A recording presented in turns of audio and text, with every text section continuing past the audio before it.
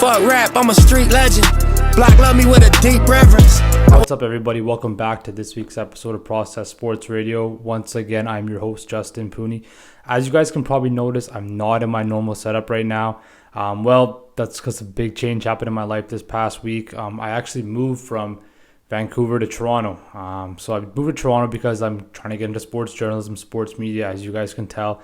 I'm starting a 2-year program here through school that's strictly on sports media, sports journalism, stuff like that. And it's been an adjustment. Like, I've really been nervous, excited as well. But I wasn't able to sleep, wasn't able to eat for the past week just because, the stress of moving to a different province, knowing what I got to take with me, clothing-wise, setup-wise for a podcast, everything like that. It was such a difficult thing. But the biggest thing is the excitement took over too. Once I landed here in Toronto last week, I was just so excited to get started and, start this new chapter, this new journey in my life that I want to do. Like, as you guys know, I do this surely for the love of the sports. I love sports like nothing else. And this is something that I want to do. I wanted sports to be a part of my career for the rest of my life. And if it meant move away from my comfort zone, my comfort bubble back home in Vancouver, from my family, my friends, I had to do it.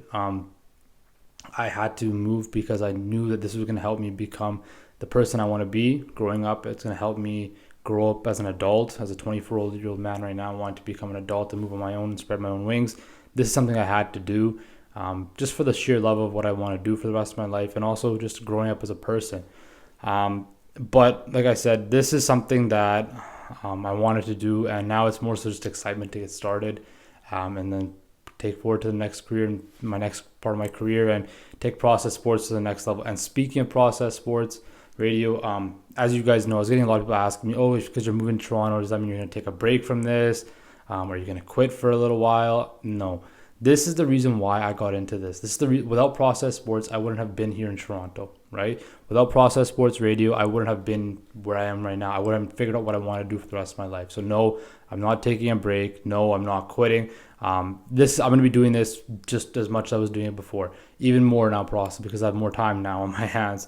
But this is going to help me build skills to work on my podcast more, grow, understand how to write better.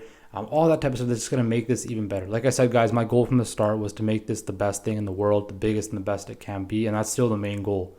Now, it is going to take work, and I'm willing to put the work in. As you guys could probably notice, I'm trying to grow as well in this whole experience, and this is just going to help me enhance it even better, make me even better at this, and that's what I want to do. I want to be the best at this, right? And like I always talk about, like, do what you want to do what you love to do, and this is the same thing, right? I'm doing what I love to do. I'm doing what I want to do, right? And I know I'm going to be good at it because I love to do it, right? Now, sure, I might hit bumps in the road, of course, but this is what I want to do, and this is what I love to do. With that being said, though, I am a little bit down. I was experiencing a little bit of a down period where, being alone and stuff like that, not knowing what the future holds here in Toronto and stuff like that. But now that's program is starting up, things are getting busier. I'm just excited to get started. I'm excited to learn. I'm excited to grow as a sports journalist person, sports media, whatever, podcast, whatever. I want to learn all of that, and I want to become the best I can be at this.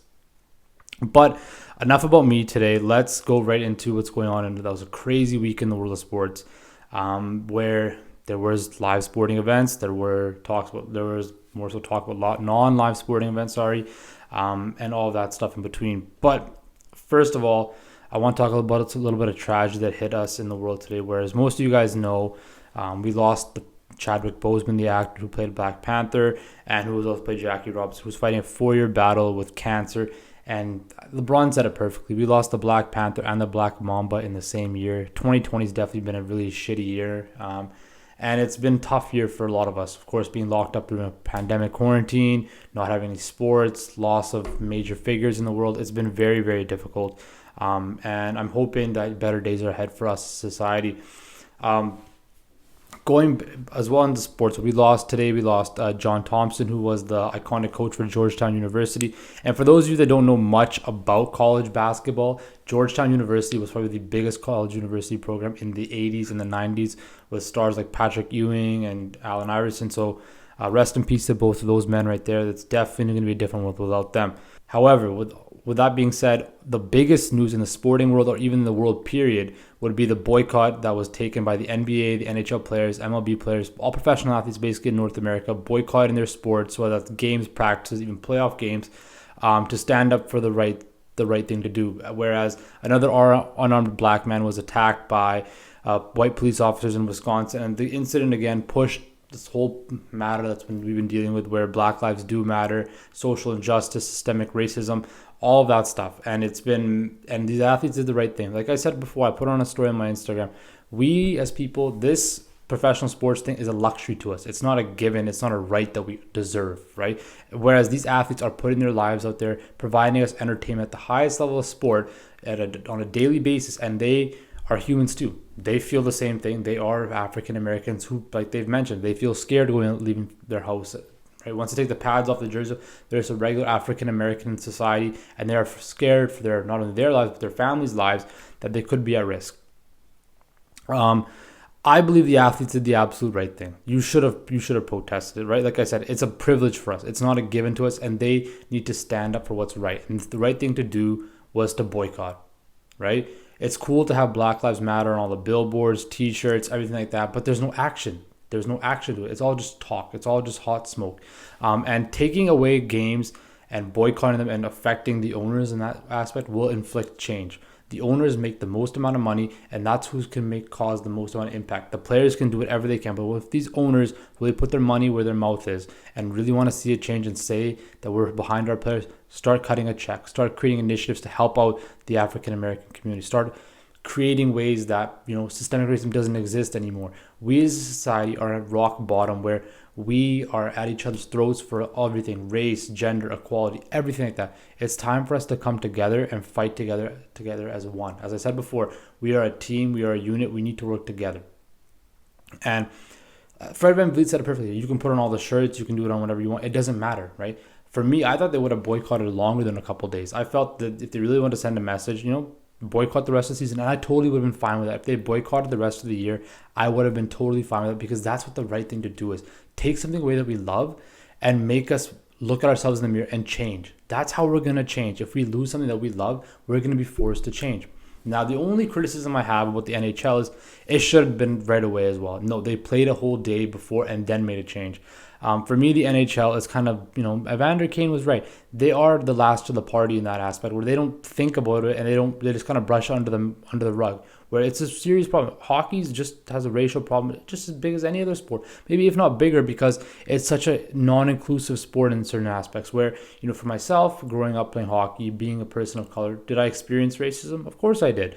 Now, it wasn't as to the point where I was fearing for my life, but we all had to experience racism. Being a guy of color, on one of the only guys of color on my team, playing in certain areas where it was all predominantly white teams, yes, you did get racially stuff like "go back to your country" or making remarks of the color of my skin. But you know what? It didn't affect me that much, because I knew that I live in a country where I'm accepted for who I am, right? Racism is a part of everybody's life, and I feel that especially in hockey, we need to do a better job in the hockey community, understand the fact that we have a severe problem in racism, where a guy like Evander Kane, who is standing out like that, and standing up for the right thing, and people fight back, say, I will never watch a game of hockey again because of this. You know what? It's the right thing to do. You know what? We deserve as people of color and everything like that to deserve equality, right? And especially African American community, because they've been treated so poorly, and it's something that needs to be changed. But I definitely think that this boycott and all that hopefully does resolve the issues. Not only in sports, but in society as well. And it helps us take that look in the mirror and fixes all the problems we do have. Now, finally, there was some real sports that did take place on this past weekend. Now, first of all, let's talk about the NHL, where our favorite Vancouver Canucks were playing again. And after a resilient game to win, where they won 5-1, I think it was, last week against the Knights, and evened up their series, they've lost the last two. Now, the game on Saturday, game 3, you could tell they were kind of out of it, and Vegas just overpowered them. Now, last night, game 4, was just a game that kind of really hurt, because they came back. They took the lead going into the third period. They were 6-0 going into the third period with the lead in the playoffs, and unfortunately, they lost. And it was kind of like a big gut punch, where you just kind of know that Vegas is the better team, in my opinion. Like, Vegas is a much more deeper team. Now, they might not have the high-end skill the Canucks have, but they're just a deeper and more experienced team. And it's pretty evident where they don't get phased also as well. You look at that third period, they were down by 1 goal, and they scored 3 goals within a 6-minute span. And they erased that 1-goal deficit and created a 2-goal lead, and it was basically lights out then. You could see the Canucks team that is a young team like that, and they weren't able to bounce back. They weren't able to get that other spark. Maybe it was a timeout that should have been called or a big hit or something to just wake them up again. That didn't take place. And unfortunately, that's probably going to cause them a series. Now, don't get me wrong, I'm not counting the Canucks out yet at all, because I do think this Canucks team is super, super resilient. And I love to see how resilient this team is. Then they bounce back, and they're not going to back down from a fight. They will continue to play hard. They will continue to fight. I just think that you can't count them out, but it's evident that Vegas is the better team. They run 4 lines. They can roll through 4 lines just like that. They have 2 goalies that can stop you no matter what. They have a solid course top 6, and they have a really good coach. It's evident that Vegas is the class of the Western Conference, in my opinion. I believe that if the Canucks do lose this series, which honestly speaking, I'm not counting them out yet, but it is kind of likely they are going to lose. I do think the Canucks most definitely this season will be a win no matter what. So win, lose, or draw, it will be a win because they gain that valuable playoff experience. You look at guys like Pettersson, Hughes, Horvat, Besser, Miller, Markstrom, everybody. You can see there's something growing special with this team, right? There's something growing with this Canucks core where you can see there's championship metal in them. And that's something amazing to see. But the work does not stop here. You cannot go from being the defending champions in a series and playing hard against a really good Vegas Golden Knights team to falling out of the playoffs next year. That can't happen. That's not going to happen, because that's going to be what happened to the Edmonton Oilers a couple years ago. They won that playoff run. Everybody thought this would be the start something beautiful. They were picked to win the Stanley Cup, be Cup contenders, and they haven't made the playoffs since. Jim Bennett, you got to make sure that you get your house in order. You fix these cap issues. You keep this young core together and let them grow, and you fill them around with the right role players and the right role pieces, because you can see there's something here with this team. You can see the future is bright here in Vancouver, and we want that to happen. We are starving for a winner. You see those guys at Scott Road partying it up. You see the fans. You see the passion. We want to see a winner. Finally, after 9 years, we won a playoff series. We want more of it, right? The Canucks, team-wise, this is going to be a good experience for them, learning to beat a team like St. Louis and then play in a tough series against a Vegas who has been to the Stanley Cup Finals before, who has been to the playoffs every year, right? Who has guys like a Pacioretty or a Paul Stastny or all these guys, or Marc-Andre who have been there, done that, who have experienced playoff runs. That is something that's going to be crucial. All great teams have to learn to win before they win. This is going to be something that the Canucks can take forward as learning blocks and learning lessons, and learn how to momentum changes and momentum flows in playoff hockey. That is something that's going to be crucial for this team to learn. Now, like I said, though, it's going to be all for nothing if they don't make the playoffs and they don't make the requisite moves to keep on improving, becoming a better team in the Western Conference, pushing forward to become the top of the tiers, right? That's going to be the most important thing. Lastly, with the Canucks is, like I said, you need to make sure you understand that you have a great core. Do not take pieces in and out. Do not move pieces of that core. Keep that core together. Let them grow together. Let them learn together. That's how you're going to win. You look at those previous Canucks teams. They kept that core together. The Sedins, Kessler, Burrows, Bieksa, and they let them. Now, they kept them a little bit too long, in my opinion, but let them grow together. Let them learn how to win together. That's how they will become better, right? So that's what I think about the Canucks, man. I think the Canucks have all the pieces it takes to be successful. They have what it takes. Yes, they're in a tough series right now. Is it over? No, it's not over yet. But if they lose, it is still a winning season that they have, okay? The Canucks have all the pieces it need to be successful.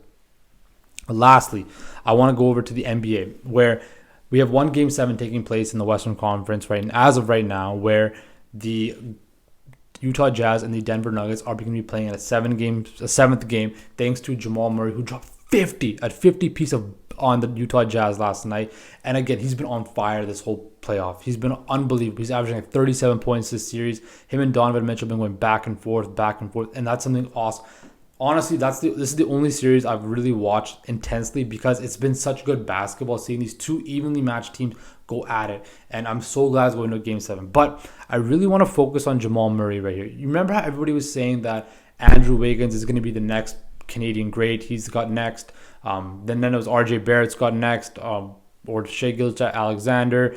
All of these guys, no. The best player is Jamal Murray in the NBA, who is Canadian, and he's going to be the next best player going into the future. He's only 23 years old, and the man's already getting buckets like no tomorrow. Jamal Murray is such an elite player right now. He's playing at an elite level, and he's really coming out, and the U.S. media is finally taking appreciation to what this guy is.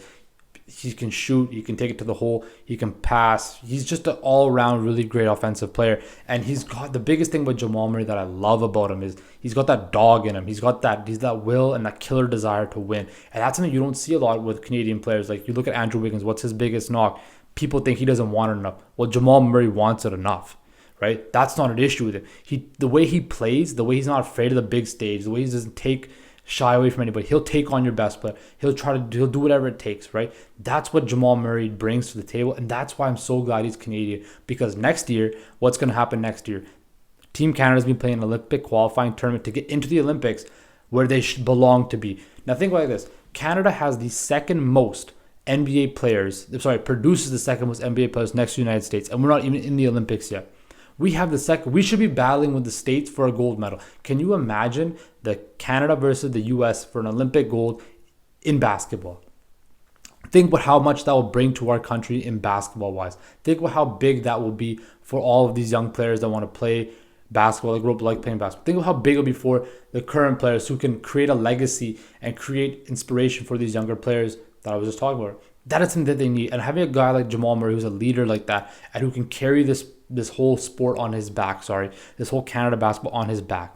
That is something that he can do. I'm glad he's going to be a leader because, he's the type of guy that you would want in your foxhole with you. He's a leader, he's a killer, and that's what makes him so great. And I'm glad he's getting his just dues just like that.